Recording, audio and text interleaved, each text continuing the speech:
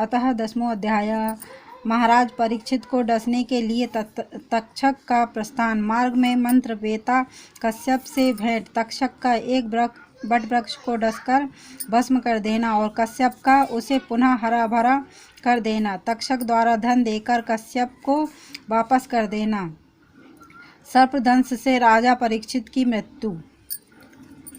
सूत जी बोले, हे मुनिवृंद, उसी दिन तक्षक नामक नाग ने श्रेष्ठ परीक्षित को शापित जानकर एक उत्तम मनुष्य का रूप धारण करके अपने घर से शीघ्र निकल पड़ा। वृक्ष ब्राह्मण के वेश में रास्ते पर चलते हुए उस तक्षक ने महाराज परीक्षित के यहाँ जाते हुए कश्यप को देखा। उस नाग ने उन मंत्रवेता ब्राह्मण से पूछा, आप इतनी शीघ्र गति से कहाँ चले जा रहे हैं और कौन सा कार्य करने की आपकी इच्छा है? कश्यप ने कहा, महाराज परीक्षित को तक्षक नाग डसने वाला है, अतः मैं उन्हें विषमुक्त करने के लिए शीघ्रतापूर्वक वहीं जा रहा हूँ। हे विप्रेंद्र, मेरे पास प्रबल विषनाशक मंत्र है, अतएव यदि उनकी आयु शेष होगी तो मैं उन्हें जीवित कर दूंगा। तक्षक ने कहा, हे ब्राह्मण, मैं ही वह तक्षक नाग हूँ और मैं ही महाराज परीक्षित को काटूंगा। मेरे काट लेने पर आप चिकित्सा करने में समर्थ नहीं हो सकेंगे, अतएव आप लौट जाइए। कश्यप ने कहा, हे सर्प, ब्राह्मण के द्वारा शापित किए गए राजा को आपके काटने के उपरांत मैं उन्हें अपने मंत्र बल से निस्संदेह जीवित कर दूंगा। तक्षक ने कहा, हे विप्र, हे अघन, यदि आप मेरे काटे हुए नृपश्रेष्ठ परीक्षित को जीवित करने के लिए जा रहे हो तो आप अपनी मंत्र शक्ति का प्रभाव दिखाइए। मैं उसी समय इस बट वृक्ष को अपने विषैले दांतों से काट दस सकता हूँ। कश्यप ने कहा, हे नृपश्रेष्ठ, आप इसे काट लें अथवा इसे जलाकर भस्म कर दें तो भी मैं इसे पुनः जीवित कर दूंगा। सूत जी बोले, नागराज तक्षक ने उसे वृक्ष को डस लिया और उसे जलाकर भस्म कर दिया। तब उसने कश्यप से कहा, हे दुज श्रेष्ठ, अब आप इसे पुनः जीवित कीजिए। तक्षक नाग की विषाग्नि से भस्म हुए वृक्ष के संपूर्ण भस्म को एकत्र करके कश्यप ने यह बात कही, हे महाविषधर नागराज, अब आप मेरे मंत्र का प्रभाव देखिए। मैं आपके देखते देखते इस बट वृक्ष को जीवन प्रदान करता हूँ। ऐसा कहकर हाथ में जल लेकर मंत्रविद कश्यप ने उस जल को अभिमंत्रित किया और उसे भस्मराशि पर छिड़क दिया। जल के पड़ते ही वह बट वृक्ष पुनः पहले की भांति सुंदर हो गया। उस वृक्ष को इस प्रकार जीवित देखकर तक्षक को बड़ा आश्चर्य हुआ। उस नाग ने कश्यप से कहा, हे विप्र, आप इतना परिश्रम किस लिए करेंगे? आपकी वह कामना मैं ही पूर्ण कर दूंगा। कहिए आप क्या चाहते हैं? कश्यप ने कहा, हे पन्नग, मैं धन का अभिलाषी हूँ। नृपश्रेष्ठ परीक्षित को श्रापित जानकर अपनी मंत्र विद्या से उनका उपकार करने के लिए मैं अपने घर से निकला हुआ हूँ। तक्षक ने कहा, हे विप्रवर, राजा से जितना धन आप चाहते उतना धन मुझसे अभी ले लें और अपने घर लौट जाएं, जिससे मैं अपने कृत्य में सफल हो सकूं। सूत जी बोले, तक्षक की यह बात सुनकर परमार्थवेता कश्यप जी मन में बार बार सोचने लगे कि अब मुझे क्या करना चाहिए। यदि मैं धन लेकर अपने घर जाता हूँ तो धन लोलुप होने के कारण संसार में मेरी कीर्ति नहीं होगी। यदि राजा जीवित हो जाते हैं तो मेरी अचल कीर्ति होगी तथा धन प्राप्ति के साथ साथ पुण्य भी प्राप्त होगा। यश ही रक्षणीय है और यह बिना यश के धन को धिक्कार है, क्योंकि प्राचीन काल में महाराज रघु ने कीर्ति के लिए अपना सब कुछ ब्राह्मण को दे दिया था। सत्यवादी हरिश्चंद्र तथा दानी कर्ण ने भी केवल कीर्ति के लिए बहुत कुछ किया था। अतः विश्व की अग्नि से जलते हुए राजा परीक्षित की उपेक्षा मैं कैसे करूं? यदि मैं महाराज को जिला दूं तो सब लोगों को अत्यंत सुख मिलेगा और यदि राजा मर गए तो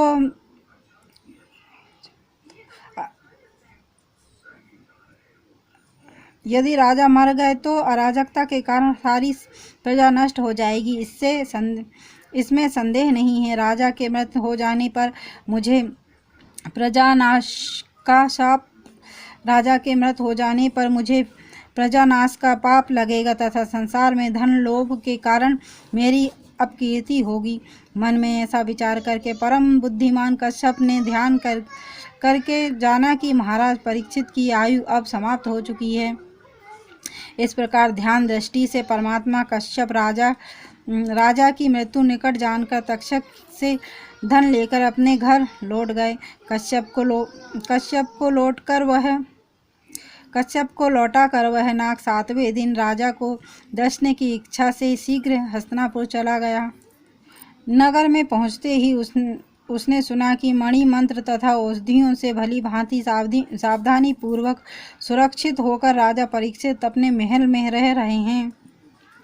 यह जानकर ब्राह्मण के शाप से भयभीत सर्पराज तक्षक को बड़ी चिंता हुई। वह सोचने लगा कि अब मैं किस उपाय से इन राजभवन में प्रवेश करूं और इस पापी मूढ़ विप्र को पीड़ित करने वाले तथा मुनि के शाप से आहत इस दुष्ट राजा को मैं कैसे छलूं।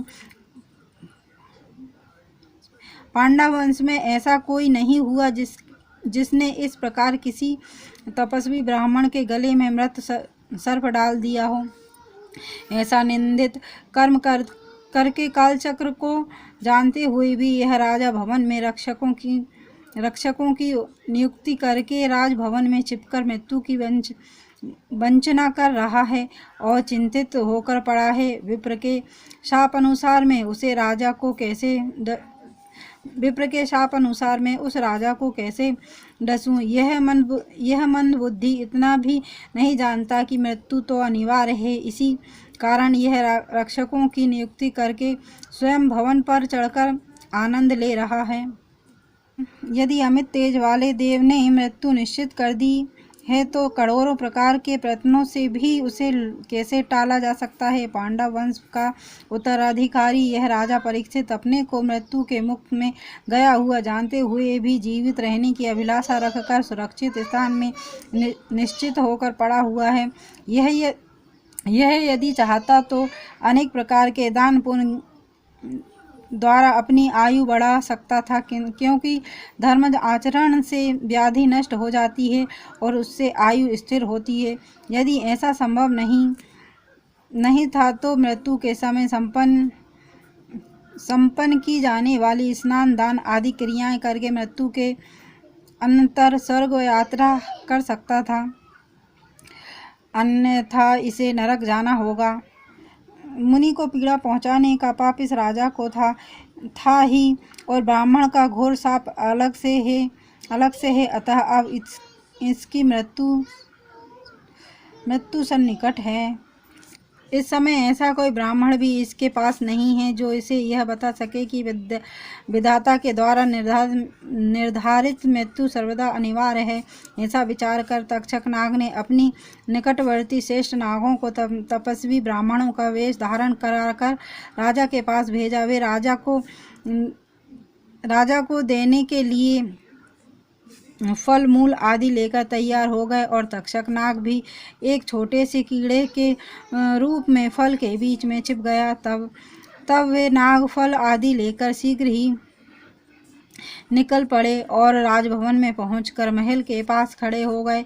इस प्रकार तपस्वियों को खड़े देखकर रक्षकों ने उनसे पूछा कि आप लोगों की क्या इच्छा है। तब उन्होंने कहा, हम लोग महाराज को देखने के लिए तपोवन से आए हैं। पांडव कुल के शूर शुभ दर्शन तथा पराक्रमी अभिमन्यु पुत्र परीक्षित को अथर्व वेदोक्त मंत्रों से आशीर्वाद देने हेतु हम लोग यहाँ आए हैं।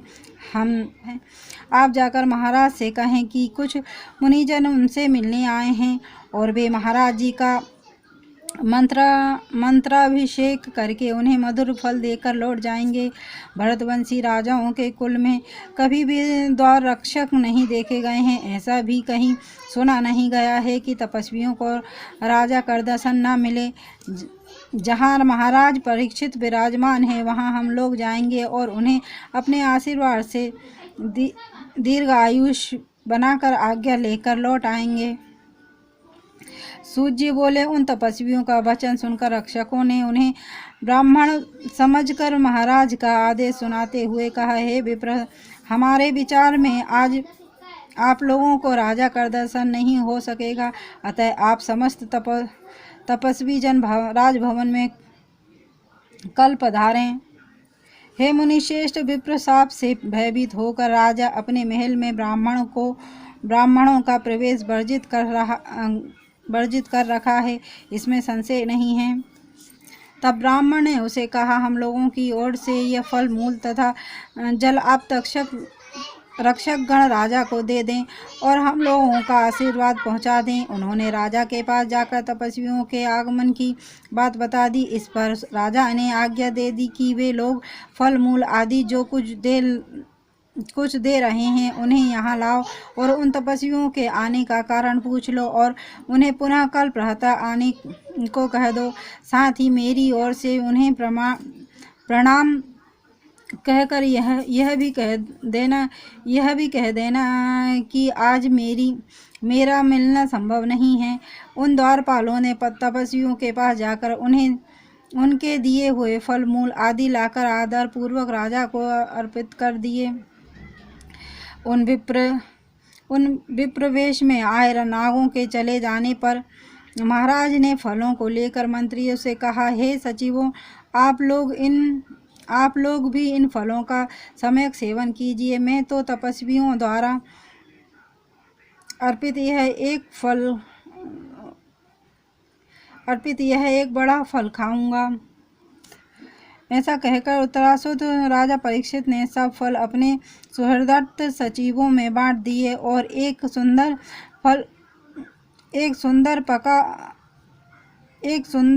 पका फल हाथ में लेकर उसे स्वयं विदीर्ण किया। जिस फल को राजा ने चीरा उसमें ताम्रवर्ण वाला तथा काले नेत्र वाला एक छोटा सा कीड़ा राजा को दिखाई दिया। उसे देखकर राजा ने अपने आश्चर्यचकित मंत्रियों से कहा, सूर्य अस्त हो रहे हैं, अतः अब मुझे विष का भय नहीं है और मैं ब्राह्मण के उस शाप को अंगीकार करता हूँ कि यह कीट मुझे काट ले। ऐसा कहकर महाराज परीक्षित ने उसे अपने गले पर रख लिया। सूर्य के अस्त होते ही गले पर स्थित एक कीट साक्षात काल रूप भयानक तक्षक के रूप में परिणत हो गया।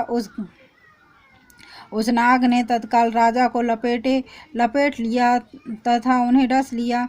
यह देखते ही सभी मंत्री आश्चर्य में पड़ गए और अत्यधिक दुखित होकर विलाप करने लगे। भयंकर रूप वाले उस सर्प को देखकर सभी सचिवगण भयभीत होकर वहां से भागने लगे और सभी रक्षक गण चिल्लाने लगे। इस प्रकार वहां महान हाहाकार मच गया। उस सर्प के शरीर से वध हो जाने के कारण राजा का महान बल प्रभावहीन हो गया, जिससे वे उत्तरापुत्र परीक्षित कुछ भी बोल पाने तथा हिलडुल सकने में असमर्थ हो गए। तक्षक के